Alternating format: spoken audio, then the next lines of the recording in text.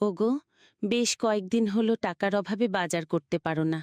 আমি অন্যের বাড়ি চেয়ে চিনতে কটা চাল জোগাড় করে ভাত ফুটিয়ে তাতে জল দিয়ে রেখেছি। তুমি গিয়ে বাজার থেকে একটু সবজি নিয়ে আসো না, তাহলে দুজন আরেক দিন পর পেট ভরে খেতে পারবো। এসব কি বলছো? শেষমেশ তুমি অন্যের বাড়িতে ভিক্ষে করতে বেরিয়েছিলে? ভিক্ষা না করেই বা কি করব? আমি তো দেখছি তুমি কতদিন হলো অসুস্থ হয়ে কাজ করতে পারো না। এসব নুন দিয়ে পান্তা খেয়ে কি তোমার অসুখ ভালো হবে? তাই বলে তুমি অন্যের বাড়িতে ভিক্ষা করবে? এছাড়া আর কি করব? আমাকে তো কেউ আর কাজ দেবে না যে তোমার জন্য কাজ করে খাবার নিয়ে আসব। যা করেছি তা বাধ্য হয়েই করেছি। এই নাও, এই 2 পয়সা দিয়ে বাজার থেকে সবজি নিয়ে এসো। এরপর দুজন পেট ভরে ভাত খাবো। ঠিক আছে, তাহলে তুমি থাকো, আমি বাজার থেকে সবজি নিয়ে আসি। হ্যাঁ হ্যাঁ, যাও, আর তাড়াতাড়ি ফিরে এসো।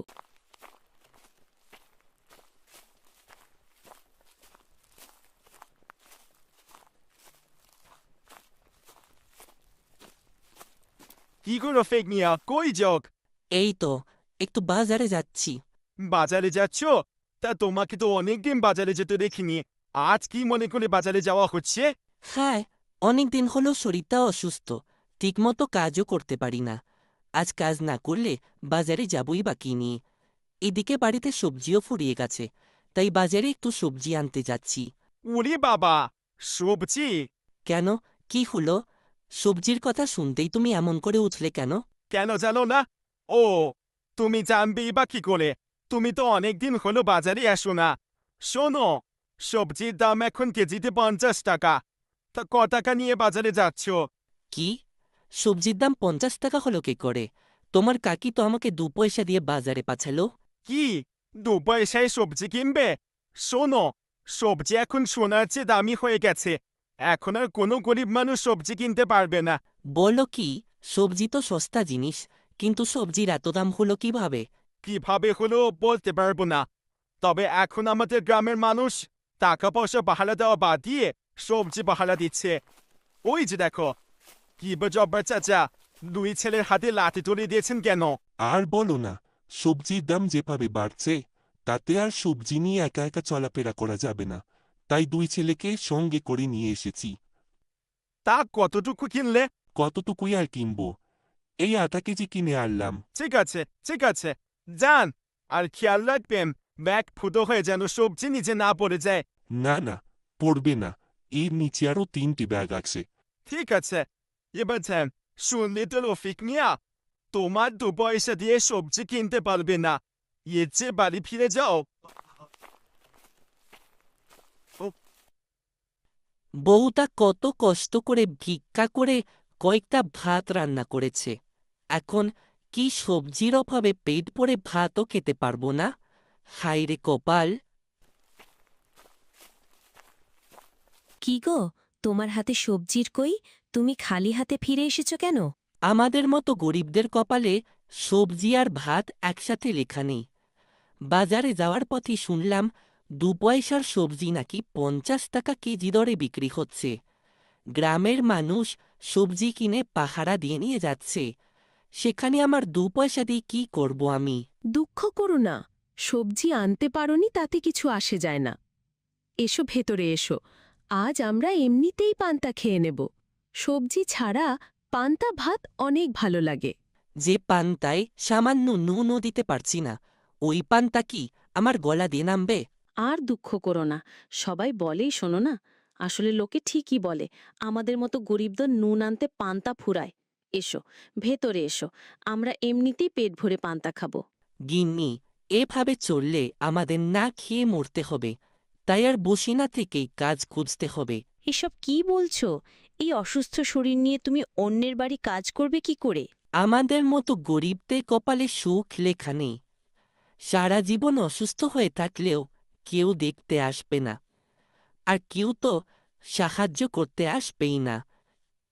তাই ভাবছি একবার মহাজনের বাড়িতে গিয়ে দেখি, যদি কোনো কাজ পাই। ঠিক আছে, যাও, কিন্তু কাজ করতে না পারলে বাড়ি ফিরে এসো, আমরা না হয় পান্তা খেয়ে থাকব। ঠিক আছে, তাহলে এবার আমি যে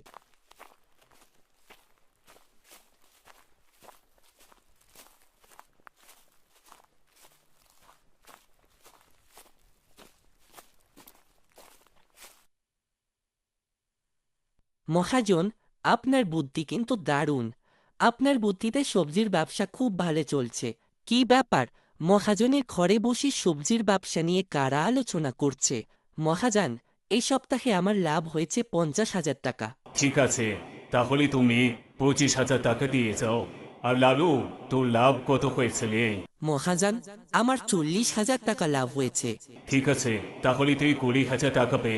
মহাজন, আপনার 2 পয়সার সবজি আমরা 50 টাকায় বিক্রি করে দিচ্ছি, আমাদের কিছু বেশি দেবেন না? হ্যাঁ মহাজন, আপনি তো গঞ্জের বড় মহাজনের কাছ থেকে 2 পয়সার সবজি কিনে নিয়ে আসেন, কিন্তু আমরা কত কষ্ট আর চালাকি করে এত দামে বিক্রি করছি। আমাদের কিছু বেশি দিলেই তো ভালো হতো আর কি। না না, আমি বেশি দিতে পারবো না। তোরা যে 2 পয়সার সবজি 50 টাকায় বিক্রি করছিস, এটা তো আমার বুদ্ধিতে। আর আমি যদি সবজি আনা বন্ধ করে দিই, তাহলে তো বিক্রি করতে পারবি না। আবার যদি আগের দামে সবাইকে দিতে বলি, তাহলে এত টাকা কখনো চোখেও দেখতে পারবি না। ঠিক আছে, আপনাকে বেশি দিতে হবে না, যেভাবে দিচ্ছেন এভাবে দিলেই চলবে। হ্যাঁ, এভাবে কিছুদিন ব্যবসা করলে এমনিতেই টাকা দিয়ে তোদের আবার সিন্ধুক ভরে যাবে। তার মানে এই ব্যবসায়ীরা মিলে সবজির দাম বাড়িয়েছে, আর ঈদের জন্যেই আমি আমার বউকে ঠিকমতো ভাতও খেতে দিতে পারিনি। না না না না, আমাকে কিছু একটা করতেই হবে, তা না হলে সাধারণ মানুষের কষ্টে জমানো টাকা পয়সা এরা লুট করে নেবে। কি গো, এত তাড়াহুড়ো করে এলে যে? তাড়াহুড়ো করে আসবো না, আমাদের সবার সাথে জালিয়াতি করেছে ব্যবসায়ীরা। 2 পয়সার সবজি বিক্রি করেছে 50 টাকায়। বলো কি, তাহলে সবাইকে তো খবরটা জানাতে হবে। জানালেও কোনো লাভ হবে না। ওরা যদি সবজি বিক্রি বন্ধ করে দেয়, তাহলে তো কেউ আর সবজি কিনতে পারবে না। যার ঘরে সোনা আছে আর যার ঘরে কিছুই নেই, সে তো কাঁদবেই। তাহলে এখন কি করবে? কি করব সেটাই ভাবছি। তবে কোনোভাবে যদি গঞ্জ থেকে বড় মহাজনের কাছ থেকে সবজি এনে বিক্রি করা যেত, তাহলে এই জালিয়াতি ধীরে ধীরে বন্ধ হয়ে যেত। কিন্তু গঞ্জ থেকে সবজি আনতে হলে তো অনেক টাকার প্রয়োজন।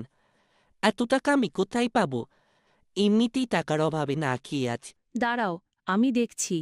এই নাও, এটা বিক্রি করে এই টাকা দিয়ে গঞ্জে গিয়ে গঞ্জের বড় মহাজনের কাছ থেকে সবজি নিয়ে এসো। এই কি বলছ? এটা আমার মায়ের শেষ স্মৃতি। শত অভাবেও আমি এটা বিক্রি করার কথা ভাবিনি, আর তুমি এটা বিক্রি করতে বলছ? মায়ের স্মৃতি ঘরে রেখে কি নিজে কষ্ট করবে আর সাধারণ মানুষের ওপর এমন অত্যাচার হওয়া দেখবে? তা তুমি কি বলেছ? নিজের জন্য মায়ের স্মৃতি বিক্রি করিনি, এবার সবার জন্য মায়ের স্মৃতি বিক্রি করতেই হবে। যাও, এটা বিক্রি করে গঞ্জের বড় মহাজনের কাছ থেকে সবজি নিয়ে এসো, আর সাথে কিছু চাল ডালও নিয়ে এসো। অনেক দিন হলো পেট ভরে ভাতও খাই না। ঠিক আছে, আমি তাহলে চললাম। সবজি লাগবে, সবজি। সবজি লাগবে নাকি? সবজি মাত্র 2 পয়সা কেজিতে। এই সবজি লাগবে নাকি? সবজি। বলো কি রফিক মিয়া, সবজি আবার 2 পয়সা হলো কখন? জব্বার কাকা, সবজির দাম বাড়েনি, কিছু অসাধু ব্যবসায়ী কায়দা করে সবজির দাম বাড়িয়েছে। তাই আমি গ্রামের মানুষের কথা ভেবে গঞ্জ থেকে সবজি এনেছি। এখন থেকে আপনাদের যত সবজি লাগে আমি দেব। হ্যাঁ, তুমি যদি সৎভাবে ব্যবসা করো, তাহলে আমরা আর কারো কাছ থেকে সবজি কিনব না, তোমার কাছ থেকেই নেব। যতদিন বেঁচে আছি সৎভাবেই বাঁচার ইচ্ছা আছি। দাও, তাহলে আমারে 5 কেজি দাও। মহাজন, ও মহাজন, সর্বনাশ হয়ে গেছে। কি হয়েছে রে কানাই? আবার সর্বনাশ কিসের হলো? মহাজন, আমাগো গ্রামের ওই গরিব রফিক মিয়া গঞ্জের বড় মহাজনের কাছ থেকে সবজি আইনা গ্রামের মধ্যে 2 পয়সায় বিক্রি করতেছে। এখন তো আপনাগো থেকে কেউ বেশি দানি সবজি নিব না। মরিস কি, ওই ফকিন্নি রফিক এত টাকা কোথায় পেল যে মহাজনের কাছ থেকে মাল কিনে আনছে? তা কইতে পারুম না, তাই তার কাছে অনেক সবজি আছে। আপনাগো কাছ থেকে আর কেউ বোধহয় সবজি নেব না। তাহলে তো দেখতেই হয়। চল তো। হ্যাঁ, এখনই চলেম। এই রফিক, সবার কাছ থেকে সবজি বিক্রি বন্ধ কর। তোর যত সবজি আছে আমার কাছে বিক্রি কর, আমি তোকে কেজিতে 3 পয়সা দেব। না না মহাজন, আপনাদের হাত থেকে গ্রামবাসীদের বাঁচানোর জন্যই আমি এই সবজির ব্যবসা শুরু করেছি। আমি আপনার কাছে সবজি বিক্রি করব, তা কখনোই হতে পারে না। আর আমার বেশি টাকা চাই না। আমি ন্যায্য দামে গ্রামের সবার কাছে সবজি বিক্রি করব, আপনার কাছে আমি বিক্রি করব না। ওই ফকিন্নি বাচ্চা আমার মুখের উপর কথা। ভালোই ভালোই বলছি, আমার কথা না শুনলে কিন্তু তোর ভালো হবে না। কি মহাজন, মনুকে ভয় দেখাচ্ছেন? আমার পোলা দুটো কেমন জানুই তো। একবার যদি ইশারা করি তাহলে আপনার শরীরে শুধু মাংসই থাকবে, কোনো হাড় থাকবে না। হ্যাঁ জানি তো, তোমার দুই বোপা ছেলেকে মানুষ না করে জঙ্গলি বানিয়েছ। মুখ সামলে কথা বলুন। আমার ছেলে দুটো বোবা হতে পারে, কিন্তু আপনার মতো অমানুষ না। তাই ভালোই ভালোই এখান থেকে চলে যান। আজ থেকে আমরা রফিক মিয়ার কাছ থেকেই সবজি কিনব। বেশ, শুধু সবজি দিয়ে যদি তোমাদের পেট ভরে তাহলে ভালো, আর যদি আরো কিছু লাগে তখন আমার কাছেই যেতে হবে। তখন কিন্তু আমি সব সুদে আসলে তুলে নেব। না, আমরা আর কোনো কিছুর জন্য আপনার কাছে যাব না। সব এই রফিক মিয়ার কাছ থেকেই কিনব। কিন্তু আমার কাছে তো অত টাকা নেই যা দিয়ে আমি সব ধরনের মালামাল আপনাদের জন্য আনবো। টাকা নেই তাতে কি হয়েছে? যত টাকা লাগে আমি দেব।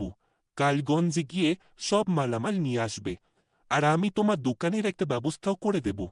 তারপর যদি কেউ তোমাকে ভয় দেখানোর চেষ্টা করে আমাকে বলবে, আমি সব দেখব। রফিক মিয়ার সততা দেখে গ্রামের জব্বার রফিকর পাশে এসে দাঁড়ায়। জব্বার তার নিজের টাকায় রফিককে একটা মুদি দোকান দিয়ে দেয়। ন্যায্য দামে পণ্য বিক্রি করায় অল্প সময়ে রফিক সবার প্রিয় পাত্র হয়ে ওঠে, যার ফলে রফিকের সব অভাব দূর হয়ে যায়। এরপর রফিক তার স্ত্রীকে নিয়ে সুখে শান্তিতে বসবাস করতে। ভিডিওটি যদি ভালো লাগে তাহলে অবশ্যই চ্যানেলটি সাবস্ক্রাইব করুন এবং নতুন নতুন ভিডিও পেতে এখনই বেল আইকনটি প্রেস করুন।